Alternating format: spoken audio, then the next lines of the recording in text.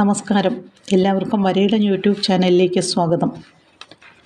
German വംശജനായ Italian സാമൂഹ്യശാസ്ത്രജ്ഞൻ robot മൈക്കൽസിനെയാണ് ഇവിടെ വരച്ചിരിക്കുന്നത്.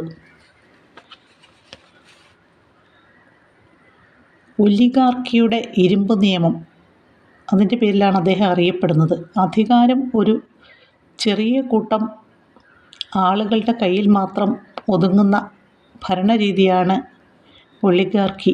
ഈ വാക്ക് കുറച്ച് എന്നർത്ഥമുള്ള ഒലിഗോസ്, ഭരിക്കുക എന്നർത്ഥമുള്ള ആർക്കോസ് എന്നീ പദങ്ങളിൽ നിന്നാണ് ഉണ്ടായിട്ടുള്ളത്.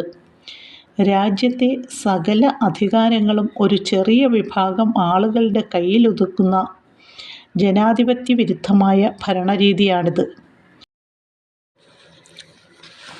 റോബോട്ട് മൈക്കൽസ് 1911 എഴുതിയ രാഷ്ട്രീയ പാർട്ടികൾ എന്ന പുസ്തകത്തിൽ പറയുന്ന രാഷ്ട്രീയ സിദ്ധാന്തമാണ് ഒലിഗാർക്കിയുടെ ഇരുമ്പ് നിയമം.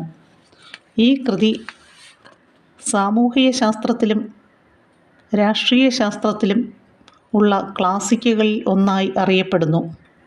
രാഷ്ട്രീയ പാർട്ടികൾ, ട്രേഡ് യൂണിയനുകൾ തുടങ്ങിയ സംഘടനകളുടെ അധികാര ഘടകങ്ങളെ ഈ കൃതി വിശകലനം ചെയ്യുന്നു.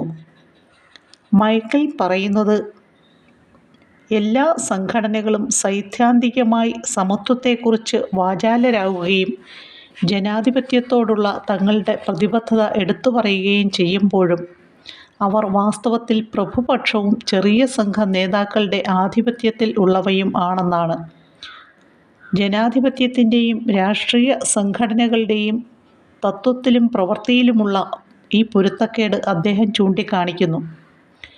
ഏതെങ്കിലുമൊരു പ്രത്യേക സമൂഹത്തിൻ്റെയോ സംഘടനയുടെയോ കുറവായല്ല, മറിച്ച് എല്ലാ സാമൂഹിക വ്യവസ്ഥകളുടെയും സ്വഭാവമായാണ് മൈക്കൽസ് ഇതിനെ കാണുന്നത്.